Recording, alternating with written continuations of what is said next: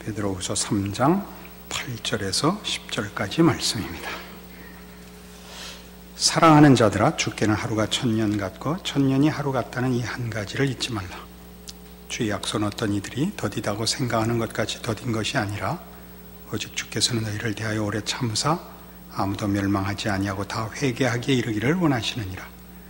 그러나 주의 날이 도둑같이 오리니 그날에는 하늘이 큰 소리로 떠나가고 물질이 뜨거운 불에 풀어지고 땅과 그 중에 있는 모든 일이 드러나리로다. 심판은 연기되지 않는다. 이게 중요한 주제입니다. 종말은 꼭 온다. 하나님의 뜻하심과 계획하심의 그 결론이 맺어진다. 그런 얘기죠. 우리가 생각할 때 벌써 언제부터 시작된 종말에 관한 기대가, 그러니까 초대교회부터 있었던 종말에 대한 기대가 2000년이 되도록 사실 실현되지 않고 있습니다. 그러나 그것은 하나님의 일하심의 어떤 변경이나 지연이 아니고 전혀 우리를 위한 것이라 그런 말이죠. 하나님께는 시간과 공간의 제약이 없습니다.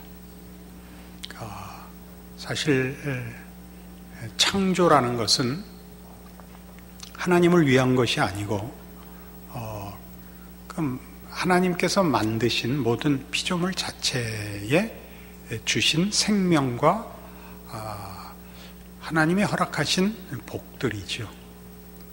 인간이 시간과 공간 속에 있는 것은 우리가 피조물이기 때문에 우리 자신을 위하여 필요한 필수적인 조건입니다. 그것은 제약이 아니고 인간을 복주시며 영광스럽게 하시는 하나님의 창조와 섭리의 놀라운 은혜입니다. 우리는 연속적인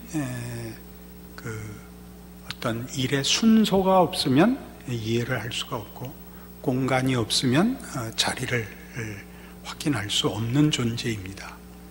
그러니까 그런 제한된 존재라 하는데도 시간과 공간이라는 것은 필요한 이해고, 하나님이 그렇게 해서 우리 피조물인 인간으로 하여금 행복하며 놀라며 감격하며 하는 일들을 우리로 누리고 확인하고 이해하게 하신다는 것, 참으로 놀라운 것입니다. 근데 이 문제를 여기서 장황하게 얘기할 수는 없습니다. 또 그리고 더 얘기하면 저도 그 다음은 모릅니다. 문제는 그 날이 우리의 예상과 또는 보이는 현실 세계에서 어떤 징조 같은 것과 좀 별개같이 갑작스러울 것이다 라고 얘기하는 것입니다. 주께서 도적같이 임하신다 라는 말은 무슨 뜻일까요? 여기가 이제 핵심이죠. 예수님께서 처음 오셨을 때도 세상은 메시아를 만날 준비가 되어 있지 않았습니다. 그렇죠? 그는 말구유에서 태어났고 아무도 그를 몰라봤고 들에서 양치던 목자들만이 천사들의 찬송과 인도로 아기 예수를 가서 만나보았죠. 물론 동방박사들이 찾아온 것이 사실이긴 하지만 세상이, 말하자면 세상의 권세 잡은 이들과 세상의 주된 흐름에서 예수님의 탄생은 벗어나 있었고 감추어져 있었습니다. 똑같이 재림도 그러실 거다 이겁니다. 유대인들이 기대했던 메시아가 아니었던 것처럼 우리의 기대와 우리의 뭐라 그럴까요? 이해 속에 오시지 않을 거라는 뜻입니다. 우리는 물론 예수님이 오심이 우리에게 도적 같지는 않습니다. 우리는 일단 예수님이 다시 오신다는 사실을 알고 있고 어떤 의미에서 매일이 종말입니다. 그 하루를 하나님 앞에 바치느냐 마느냐의 싸움을 하고 있는 자로서 종말론적으로 살아야 합니다. 그러나 이런 예수님이 도적같이 오신다는 건 예측할 수 없다, 확인할 수 없다, 이런 부정적인 개념보다 늘 준비하고 있어야 된다라는 것을 강조하기 위함이고, 가장 중요하게는 우리의 예상과 기대와 상상보다 큰 하나님의 통치와 간섭이시다라는 데 초점이 있습니다. 예수님의 초림이 그랬던 것 같이 그의 재림도 우리가 기대하고 우리가 이해하고 우리가 바라고 소원하는 것보다 큰 하나님의 지혜와 신비의 사건이 될 것이다, 그런 것입니다. 빨리 이 세상 나라가 종식됐으면 좋겠다. 죄가 더 이상 없었으면 좋겠다. 우는 것과 이별이 없었으면 좋겠다. 비극이 없었으면 좋겠다. 그게 우리가 이해하고 우리가 상상하는 최대치지요. 그것보다 더 크다, 그겁니다. 그 사건 자체와 그 사건의 내용이, 종말이라는 하나님의 뜻하심의 결론이 우리의 기대와 이해와 상상보다 훨씬 크다, 위대하다, 그런 얘기를 주께서 도적같이 오신다, 주의 날이 도적같이 오신다 하는 말 속에 있습니다. 이것은 이제 조금, 그러나 우리 지금 이 베드로후서 3장에서 하고 싶은 얘기 쪽으로 이제 초점을 좀 모아오면, 지금 그 초대교회의 정치적 사회적 환경 속에서 어려움을 겪고 있는 나그네로 살아야 하는, 그리고 핍박받는 자로 살아야 하는 신자들이 어떻게 그가 가진 믿음과 그가 소유한 약속이 영원한 것이며 영광스러운 것이냐라는 차원에서 이 세상에 흔들리지 말고 하나님의 약속과 다시 오시는 결말을 내다보고 시선을 영원에 두고 이 세상을 살아가야 하는가라는 데 초점을 잡고 있습니다. 그래서 이 세상을 보면 이 세상이 점점 진화하거나 개발되어서 하나님의 나라를 이어받는 것이 아니라 세상은 자기 길을 가고, 그러나 그 속에서 하나님은 당신의 일을 행하신다, 그 일이 이루어지고야 만다라는 이 서로 비껴가는, 타협할 수 없는, 우리가 몸담고 살고 있는 환경과 우리가 갖고 있는 믿음에 서로 타협할 수 없는 그 충돌을 극복할 것을 얘기하는 것이죠. 마태복음 24장에 갑니다. 마태복음 24장 37절. 복음서를 제가 찾을 때는 페이지 수를 얘기하지 않는 이유는, 홈페이지 같은 데 올라가 있는데 복음서를 페이지를 얘기하는 건 너무 치사해서 그럽니다. 창세기부터 찾지 않아 주시기를 부탁합니다. 마태복음 24장 37절. 노아의 때와 같이 인자의 임함도 그러하리라. 홍수전에 노아가 방주에 들어가던 날까지 사람들이 먹고 마시고 장가들고 시집가고 있으면서 홍수가 나서 그들을 다 멸하기까지 깨닫지 못하였으니 인자의 임함도 이와 같으리라. 그러니까 이건 무슨 말씀이냐면, 세상이 교화되고 세상이 신앙화되어 세상이 변하여 천국으로 화하지는 않는다라는 얘기입니다.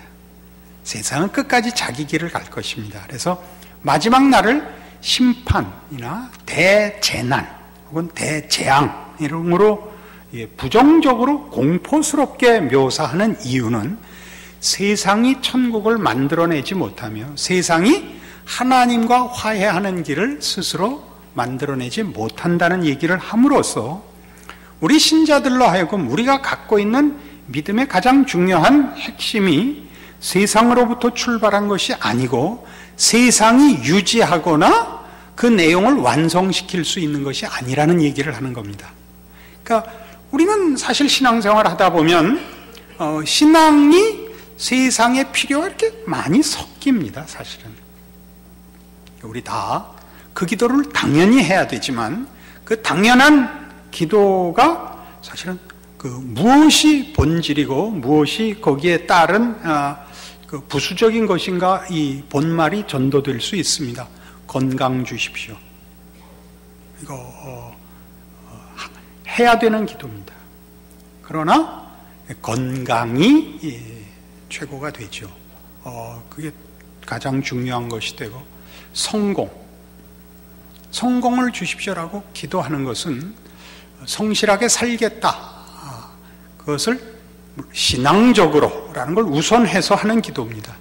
그러나 세상에서의 성공이 신앙의 유무를 하나님 앞에 그 신앙이 연락되었는가의 여부를 확인하는 것으로 언제나 변질될 수 있습니다. 그래서 지금 그걸 분명하게 해놔야 됩니다. 세상이 신앙을 시작해 하거나 돕거나 내용을 채우지 못합니다. 이거 분명히 해야 됩니다. 우리는 더러 이런 이유 때문에 성속의 분리라는 금욕적 충동을 사실 받습니다. 세상을 벗어나 조용한 곳에서 하나님만 모시고 살자 그런 생각이 드는데 오늘 바로 그 문제를 성경이 해결하려고 합니다. 누가복음 12장으로 가시죠. 마태복음에도 지금 읽은 말씀 뒤에 이 내용이 나옵니다만 누가복음에 더 잘 돼 있어서 누가복음 12장 35절 이하의 말씀을 보겠습니다. 허리에 띠를 띠고 등불을 켜고 서 있으라. 너희는 마치 그 주인이 혼인집에서 돌아와 문을 두드리면 곧 열어주려고 기다리는 사람과 같이 되라. 주인이 와서 깨어있는 것을 보면 그 종들은 복이 있으리로다. 내가 진실로 너희에게 이르노니 주인이 띠를 띠고 그 종들을 자리에 앉히고 나와 수종 들리라. 주인이 혹 2경이나 혹 3경에 이르러서도 종들이 그같이 하고 있는 것을 보면 그 종들은 복이 있으리로다. 너희도 아는 바니 집주인이 만일 도둑이 어느 때 이를 줄 알았더라면 그 집을 뚫지 못하게 하였으리라. 그러므로 너희도 준비하고 있으라. 생각하지 않은 때 인자가 오리라 하시니라.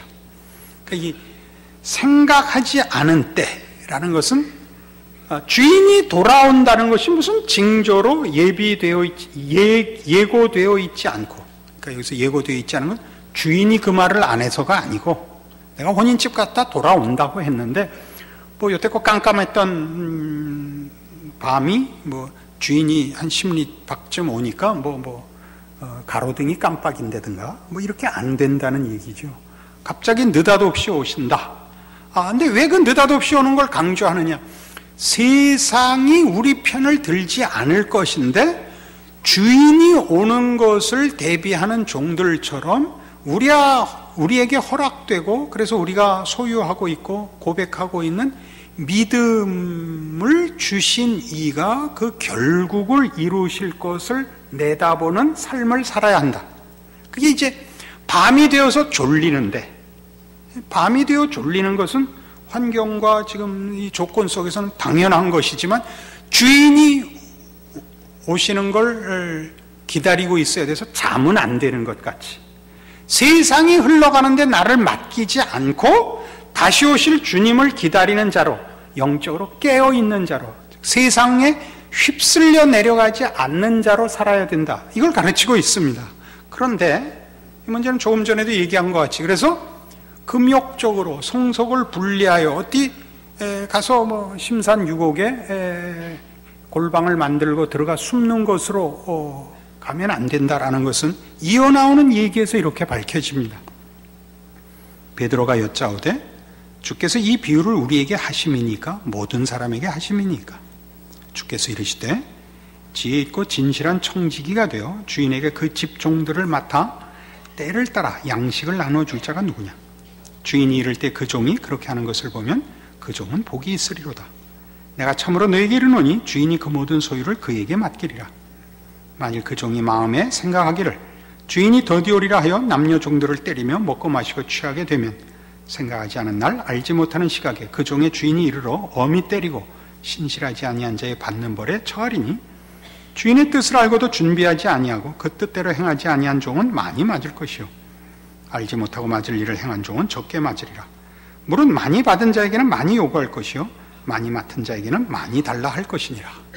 자, 주인이 돌아오는 걸 기다리는 청지기 같이 우리의 믿음의 주인이신 예수 그리스도께서 이제 다시 오실 날을 기다리며 이 세상과 타협하지 않고 이 세상의 흐름에 나를 맡기지 않고 정신 차려 허락된 믿음을 지키고 깨어 신앙을 따라 살아야 하는 삶을 살 뿐만 아니라 지금 베드로의 질문에 대한 답에서는 이것이 우리가 자신의 삶을 살 뿐만 아니라 청지기로 살고 있다고 가르치고 있습니다.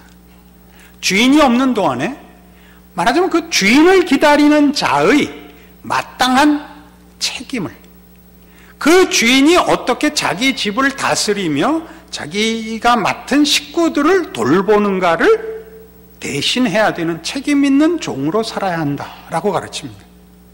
우리는 우리 하나의 신앙을 지키는 것만이 우리 신앙에서 전부가 아니고 그렇게 함으로써 말하자면 이 하나님이 구원하시기를 원하는 하나님과 화해하시고 예수 그리스도 안에서 구원받기를 원하는 모든 영혼들을 먼저 믿은 자에게 맡기고 있다 그렇게 얘기하고 있습니다. 그래서 우리는 우리의 인생이 우리 하나 믿음을 지키는 것에 그치는 것이 아니라 그렇게 함으로써 하나님께서 이 세상에 말하자면 예수 그리스도께서 우리를 찾아오신 그 은혜와 그 기적을 우리를 통하여 일하고 계시다라고 말씀하고 계시는 거죠. 그러니까 우리는 방심할 수 없습니다. 우리는 우리 하나 자라는 게 아니라 맡은 자라 그렇게 얘기하는 거죠. 우리는 맡은 자라. 왜 고난을 당하면서도 이 세상과 타협하지 않고 결국은 이길 싸움을 이 고난스러운 생애 속에 소유해야 되는가? 주의 은혜를 나누기 위해서다. 다시 오실 결국 세상은 심판받고 끝날 것이요 하나님의 뜻이 이루어질 그 중요한 피할 수 없는 타협할 수 없는 하나님의 뜻이 이루어진다는 걸 안다면 너희는 너희의 생애를 바칠 뿐만 아니라 그 생애가 가지는 중요성을 알게 될 것이다. 이렇게 얘기하는 것이죠. 고린도전서 15장에 가면 이 문제에 대한 조금 더 깊은 내용을 확인할 수 있습니다. 고린도전서 15장 50절입니다. 284페이지입니다. 형제들아 내가 이것을 말하노니 혈과 육은 하나님 나라를 이어받을 수 없고 또한 썩는 것은 썩지 아니하는 것을 유업으로 받지 못하느니라. 보라 내가 너희에게 비밀을 말하노니 우리가 다 잠잘 것이 아니요 마지막 나팔에 순식간에 호련히 다 변화되리니 나팔 소리가 나매 죽은 자들이 썩지 아니할 것으로 다시 살아나고 우리도 변화되리라. 이 썩을 것이 반드시 썩지 아니할 것을 입겠고 이 죽을 것이 죽지 아니함을 입으리로다. 이 썩을 것이 썩지 아니함을 입고 이 죽을 것이 죽지 아니함을 입을 때에는 사망을 삼키고 이기리라고 기록된 말씀이 이루어지리라. 이 세상과 우리가 약속받고 기다리고 있는 영원한 나라는 연속성이 없다 그럽니다. 여기에 질서, 여기에서의 가치가 그대로 연장되는 그런 나라가 아닙니다. 한없이 건강하고 부족한 것이 없고 근심 걱정이 없고 이렇게 하는 것은 더 이상 설명할 다른 방도가 없어서 그렇습니다. 사실은 그런 것을 논할 필요가 없는 하나님의 부요하심과 넘치는 자비와 복주심 속에서 우리 성경식으로 표현하면 하나님의 영광의 찬송이 되는 것입니다. 우리는 사실 상상하기가 좀 어렵습니다. 우리가 이해할 수 있는 건 부정적일 수밖에 없습니다. 지금 당하고 있는 모든 비극들이 없는 곳이라고밖에 얘기할 수가 없습니다. 그러나 지금 이 고린도전서 15장 50절에서 54절에 보시면 가장 중요한 게 거기는 사망이 통치하는 곳이 아니다 이렇게 얘기합니다. 거기는 생명이 통치하는 것이다. 사망이 이김에 삼킨 바 되어 생명이 부활 생명이 통치하는 것이다. 생명이 통치하는 곳이라는 것과 사망이 통치하는 곳이라는 건 어떤 개념이냐로 로마서 8장에서 이렇게 얘기합니다. 이 내용을 오늘 좀 더 분명하고 확실하게 우리 이해하고 누리기로 합시다. 로마서 8장 1절, 그러므로 이제 그리스도 예수 안에 있는 자에게는 결코 정죄함이 없나니 이는 그리스도 예수 안에 있는 생명의 성령의 법이 죄와 사망의 법에서 너를 해방하였습니다. 예수 믿는 사람들에게 허락된 구원이 이겁니다. 사망의 법으로부터 생명의 법으로의 이전입니다. 사망으로부터 생명으로의 구원입니다.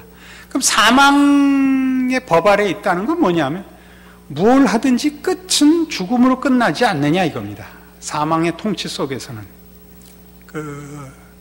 여러분들에게도 권하고 싶은 아주 좋은 신앙서적 중에 하나님의 뜻이라는 책이 있습니다. 제랄드 시처라는 사람이 쓴 하나님의 뜻이라는 책인데 꼭 한 권씩 사서 읽기를 원합니다. 그 사람의 다른 글에서 이제 어디 집회에 다녀오다가 목사이시고 신학교 교수를 하시는 분인데 교통사고를 당해서 만취한 운전자가 중앙선을 넘어와 자기 차를 들이받는 바람에 그 자리에서 자기 어머니와 아내와 딸을 잃습니다. 4 아이가 있었는데 남은 3 아이하고 이제 홀로 남겨지고 고통 속에 몇 년을 보내고 나중에 극복을 하지만 늘 그 상처가 남아있게 됩니다. 그러니까 제일 이제 많이 하는 그 생각이 그날 내가 오지 말고 거기서 자고 왔으면 그 사고를 안 당했을까, 이런 후회가 이제 제일 많은 것입니다. 근데 이제 그 중에 하나가 하나님은 왜 좀 만취한 음주 운전자가 말하자면 그 사람과 비교하면 더할 나위 없이 훌륭한, 상대적으로 예수 잘 믿는 가정을 파괴하도록 놔두셨을까? 또 이렇게 사고가 나고도 이제 즉사한 가족들도 있었던 모양이지만 그렇지 않았는데 결국 죽은, 이제 그 응급반이 올 때까지 시간이 좀 걸리고 뭐 이렇게 해서 시간을 끈 걸 돌아보면서, 왜냐하면 주변에 그 기도해서 무슨 그 기적적인 치유를 받는 사례들도 주변에 또 일어나니까 왜 그날 하나님은 내 기도를 안 들어주셨을까? 사고가 났어도 왜 죽게 내버려 두셨을까? 그러다 이제 무슨 생각에 미치게 되냐면 결국은 그래도 죽는다. 나이가 차서 죽겠지만 결국은 죽는다. 일찍 죽은 것은 억울하고 나이 들어서 죽는 건 안 억울하냐. 이제 이렇게 자꾸 이제 본인의 문제가 해결이 되지 않으니까 자꾸 깊은 생각을 하게 되는 거죠. 그러다가 이제 깨닫는 게 그거죠. 세상은 사망이 왕노릇하는 곳이구나. 결국은 세상은 무엇을 하든지 승리를 하면 승리를 해서 망하고, 그죠? 패배를 하면 패배를 해서 망하고, 그죠? 가지면 가져서 죽고 뺏기면 뺏겨서 죽죠. 여기서는 세상의 법칙 속에서는 다 죽으니까 억지로 그런 걸 만들었을 겁니다. 뭐 알렉산더 대왕이라든 무슨 영웅 다 되졌습니다. 어느 사람 하나 예외 없이 다 실패자 정도가 아니라 비극의 운명을 산 사람들입니다. 베토벤도 그렇고요. 그러니까 누구만 괜찮아요. 예수 안에 부활의 약속 속에 간 자만이 승자인 거죠. 그러니까 예수 믿는 위대함이란 뭐냐면 기독교 신앙 안에는, 예수 안에서는 사망이 세력을 뺏긴다 말이죠. 누구한테? 생명에게. 예수 믿는 사람에게는 실패도 궁극적인 성공으로 이어지고 그의 성공은 더 깊은 영적인 성공으로 인도되지 세상적인 성공으로 머물지 않는다는 사실이죠. 그래서 하나님을 사랑하는 자, 곧 그 뜻대로 부르심을 입은 자들에게는 모든 것이 합력하여 선을 이루느니라 라는 말을 할 수 있는 겁니다. 합력하여 선을 이룬다는 거 무슨 뜻이죠? 사실 돌이켜보면 우리는 사실 잘한 게 없습니다. 여러분, 나이 들어서 옛날 추억을 더듬는다는 거 사실 어떻게 보면 참 공허한 겁니다. 돌이킬 수 없는, 되돌아갈 수 없는 영광을 반추해서 지금의 공허함을 메꾸는 것에 불과합니다. 이런 표현 쓰는 거 참 서로 어려운 일인데, 예수 믿고 나면 신앙적인 훈련 중에 옛날에 못난 짓 한 것에 대한 자괴감이 듭니다. 그 자괴감이 너무 커서 어떤 때는 지금 내가 갖고 있는 신앙이 별거 아닌 것 같이 느껴질 만큼 그 자책감과 자괴감이 듭니다.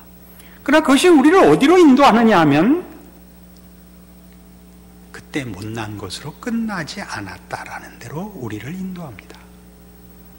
그래서 겸손해지죠. 여러분, 신앙의 겸손은 사실 예수 안에서 하나님이 우리를 밝혀주시는 영적 조명 속에서만 나옵니다. 우리가 무력하고 무능하다는 사실을 확인하는 데서 나옵니다. 예수 그리스도로 말미암는 구원이 가지는 은혜, 오직 은혜로만 이루어진 구원이 그것을 지적합니다. 그래서 우리의 자책과 우리의 자괴가 드디어 우리에 대해서 손을 놓게 만듭니다. 우리에 대해서 손을 놓고 괜찮은 사람이 되려는 발버둥과 안간힘에서 놓고 예수 안에 나를 맡기게 만듭니다. 우리의 실패와 못난 확인, 그 진실을, 그 부끄러운 진실을 예수께 맡기게 만듭니다. 크게 말하자면 지금 심리적인 자기 위로를 하는 것이 아니라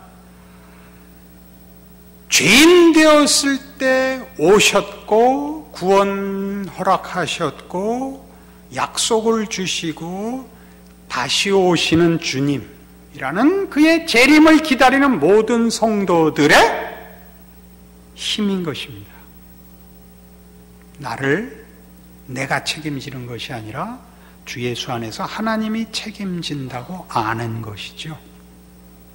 그래서 세상 사람들이 보자면 저 사람이 뭘 믿고 저걸 버티는가 라고 묻게 만드는 것입니다. 저 사람이 다른 사람보다 신앙을 가짐으로 더 유능해지고 효율적이 되고 똑똑해지고 성공하는 것이 아닌데 세상살이의 고통을 똑같이 가지고 있는데 저 사람은 어떻게 버티나, 어떻게 넉넉한가, 도대체 무엇이 저 사람의 힘인가, 무엇을 바라고 인내하는가라고 묻게 만드는 것입니다. 우리 스스로 확인해야 되고, 우리가 그렇게 가지고 있는 우리의 신앙의 힘이 우리로 이 세상을 거슬러 이기게 할 뿐 아니라 종말을 기다리게 할 뿐만 아니라 그것이 유일하게 세상에 빛이 되는 것입니다. 저 사람들을 보라, 이렇게 만들죠. 윤리적으로, 도덕적으로, 능력과 기능에서 앞서서가 아니고 이 참담한 현실과 조건 속에서 무엇이 저들을 여유 있게 하는가 라고 묻게 만드는 것입니다. 만일 여러분이 이 신앙을 갖고 있지 못하면 우리야말로 가장 고달픈 자가 됩니다. 세상 사람들 같이 확 포기할 수도 없고, 그리고 믿는다고 고백하는 신앙의 내용이 우리의 힘이 되지 않는다면 참으로 우리야말로 고달플 것입니다. 만일 여러분의 마음에 이 문제에 대한 고민이 있다면 곰곰이 생각을 하십시오. 무엇을요? 예수님이 처음에 어떻게 날 찾아오셨는가? 내가 그때 무엇을 준비하고 있었는가? 무엇을 기대하고 있었는가? 우린 그런 것 준비하고 기대하지 않고 오직 주의 은혜로 주를 만났고 그의 약속을 받았고 그를 믿음으로 지금 존재하고 있습니다. 우리는 그 믿음에 신실하지 못할 수 있습니다. 그러나 그 믿음을 주신 우리 주 예수님은 신실하십니다. 그는 다시 오실 것이요 처음에 오사 나를 찾아오신 동일한 은혜와 능력으로 내 인생을, 내 존재를 약속하신 대로 승리로 결말시킬 것입니다. 그것이 우리의 믿음입니다. 우리의 바라는 바 종말이요 하나님의 궁극적인 뜻입니다. 여러분이 누구인지 아는 믿음의 위인들이 되시기를 바랍니다. 기도하십시다. 하나님 아버지 은혜를 감사합니다. 하나님의 사람으로 사는 것은 참으로 복된 것입니다. 우리는 우리의 부족함과 세상의 헛된 것 속에서도 예수 안에서 하나님의 자녀로 넉넉합니다. 우리의 넉넉함은 주님 다시 오시는 날 보상받을 것입니다. 우리가 허락한 믿음과 신앙 고백 그대로 다 넘치게 이루어질 것입니다. 그래서 세상으로 하여금 우리가 다른 자인 줄 아는 책임 감당하는 우리들 되게 하여 주시옵소서.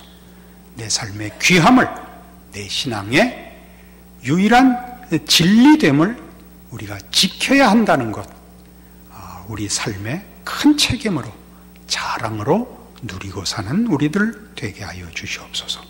예수님 이름으로 기도합니다.